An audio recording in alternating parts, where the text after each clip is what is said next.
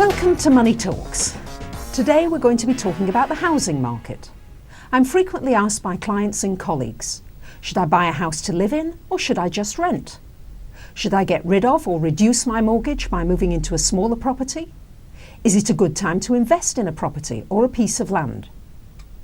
There are so many foreclosures out there, maybe there are some bargains to be had. With the volatility in housing markets around the world, it's very hard to know what action to take. Economists talk one day of a possible drop of 30% in the housing market, and the next day they've changed their minds and they predict just a 15% drop.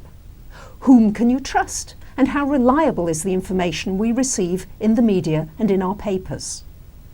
I've many clients around the world who are just dying to get back into property investing. Why? Because they see that they're getting a very low return on their money in the bank, very often just 1 or 2 or 3% if they're very lucky. They want to have something that brings them an income for their retirement and also hope that the value of the property will go up over time. Today, I'm going to look at the various options available to you and their respective advantages and pitfalls. The first thing to say is please do not be fooled by the media's constant reporting of green shoots of recovery and that the recession is now behind us. The economy is still not stable enough. Right now in many countries, the housing market appears to be reversing. There seems to be a flurry of activity that is showing that houses are being sold. But the market is far from stable, so for those people who are trying to sell during this momentary recovery, do it fast, because the housing market may yet again fall. One of my clients had to relocate to another state for employment reasons. They left their house in Illinois and put it on the market 2 years ago. It was very reasonably priced, but they kept on reducing the price, offering all kinds of incentives, yet they couldn't sell it, nor could they find a tenant. Just this week, they finally have a tenant in there, not paying enough rent to cover all the mortgage, but still saving them $2,000 a month.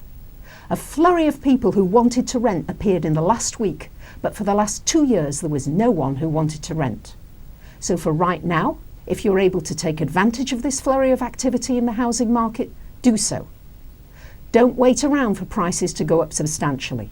Chances are that over a short period of time they're going to be right around where they are now. Maybe a little higher, but if you wait too long, chances are the economy will again turn. There are signs that the economy will not support an active housing market after the middle of next year. It's difficult to predict when the market is going to turn, but if you look at cycles and you look at the economy in general, my guess is that we'll see an improvement for the first part of 2010, and then the housing market will collapse again. I'll be pleasantly surprised if it doesn't collapse before the end of 2010, but from everything I've seen, that likelihood doesn't exist. With this in mind, should you rent or should you buy?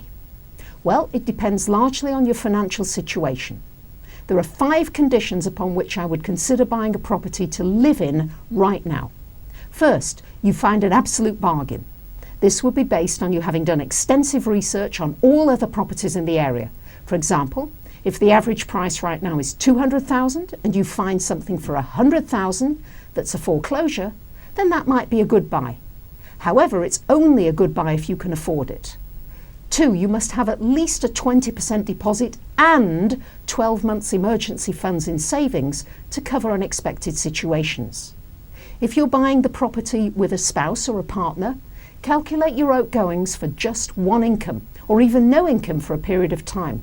What happens if one or both of you gets laid off for an extended period and you can't find other employment?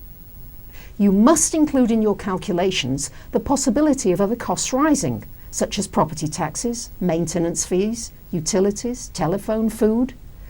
Many councils are saying that your property is worth $1 million, and they're charging you taxes on that amount, when in fact you could only get $200,000 for your property if you sold it.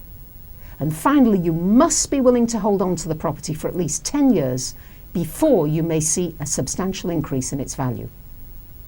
Keep in mind that if you buy now, you may be sorry, as the property you buy for $300,000 may be only worth $250,000 within a few months. I have a client in Michigan, and her property a year ago was worth $1 million. Now she's got it on the market for $250,000 and she still cannot find a buyer.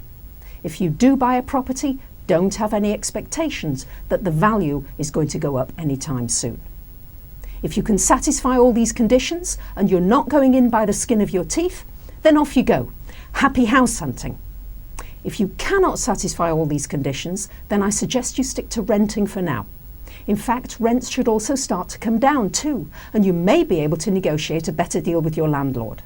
I know a lady in the UK who not only got her rent reduced by 10%, but she also negotiated with her landlord for him to pay for a gardener and to give her the first month's rent free. The advantage of renting is that you're not tied into any mortgage agreement and you can be more flexible if prices continue to fall. And you may find that you're in a better position to pick up a bargain when the time comes. Don't go away, I'll be back soon.